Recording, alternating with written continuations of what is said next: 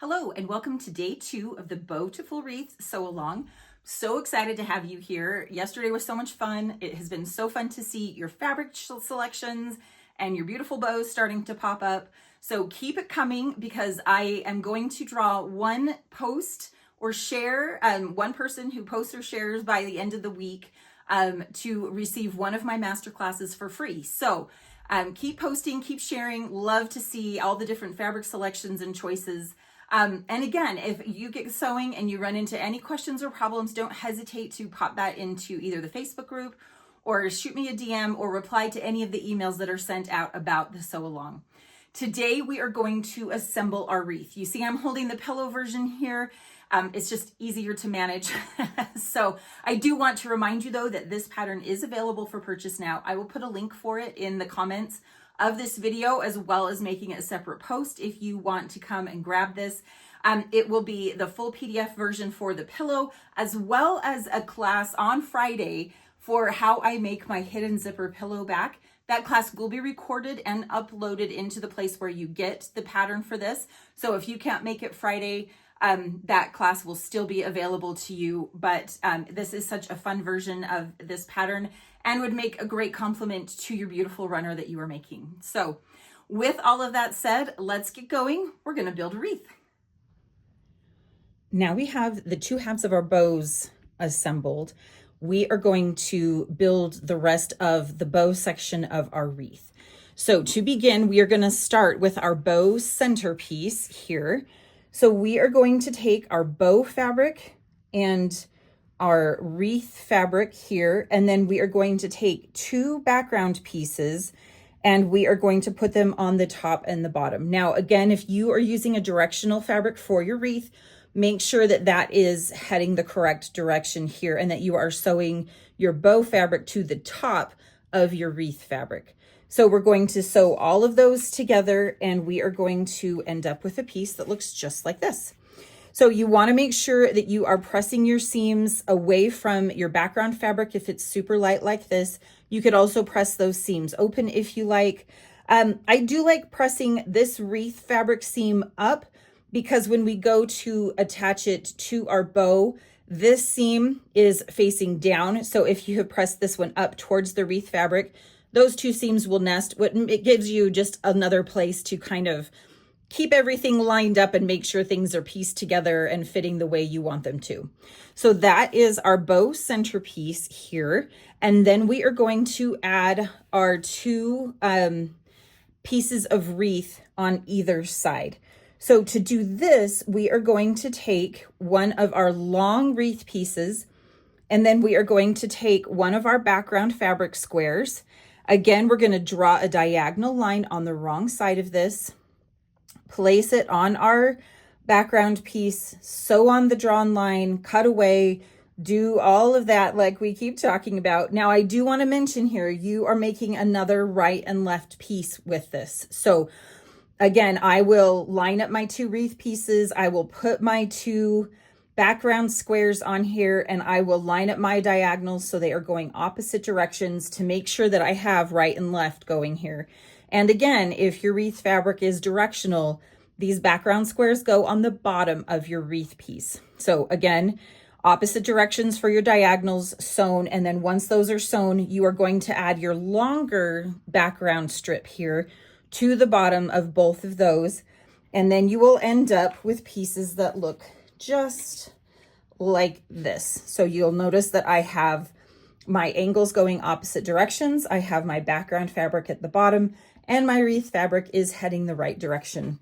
So I am going to place those on either side of my bow. And again, you want to make sure that these diagonals are pointing down towards your bow to make the outside of your wreath and give it that shape. This angle is going to line up with this angle. I know it looks a little scary and off, but once you take off the two seam allowances there, it does line up. So do pay attention here as you are putting your centerpiece in.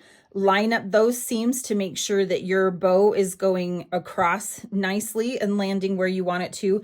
And then again, I mentioned this seam here should nest. So use that kind of as a gauge to help keep things lined up.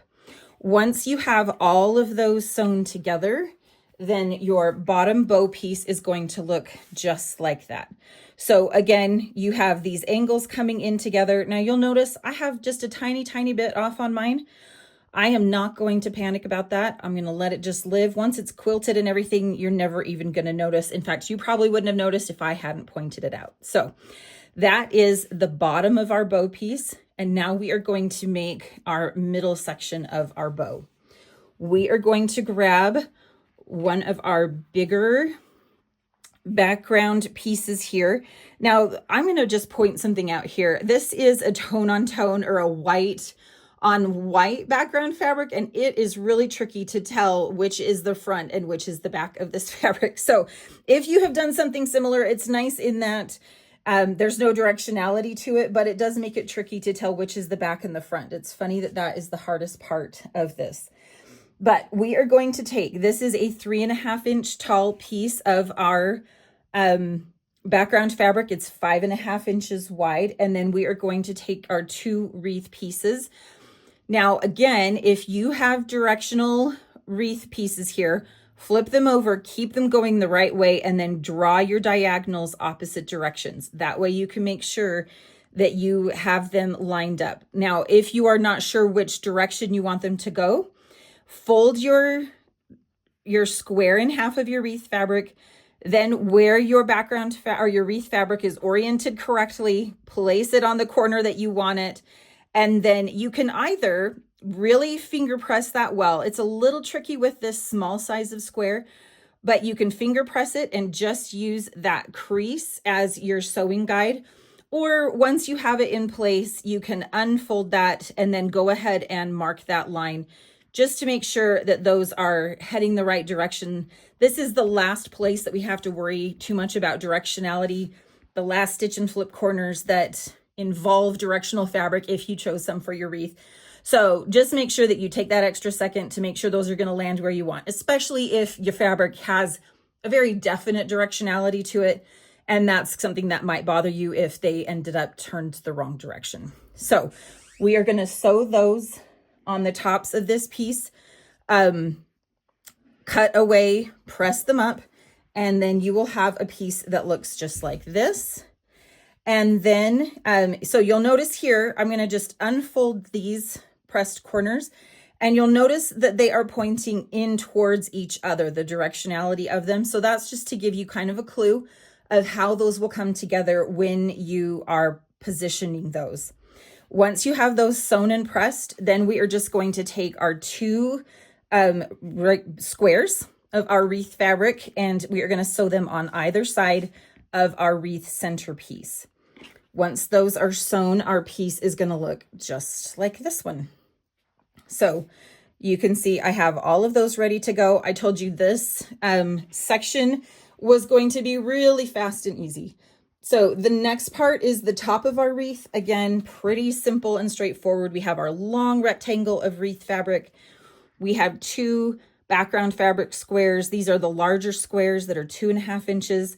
So again, what I would recommend here, you can either draw your diagonal on the wrong side, or this is another place, because these squares are a little bit bigger, that it's a lot easier to go ahead and just press those, fold them in half on the diagonal and crease there and give yourself a guide for your line so that you don't have to mark them with a pencil. And it's just a little bit of a cheat there. Another option for that to save you from marking, and this is something that's going to come in super handy down tomorrow when we are doing all of our corners, our stitch and flip corners on our hollies and berries, is that you can take a piece of washi tape or a post-it note or regular tape, and you can mark a guide straight from your needle. So if my needle comes down right here, I'm going to mark a guide coming out, and then I will line up the center, the points of my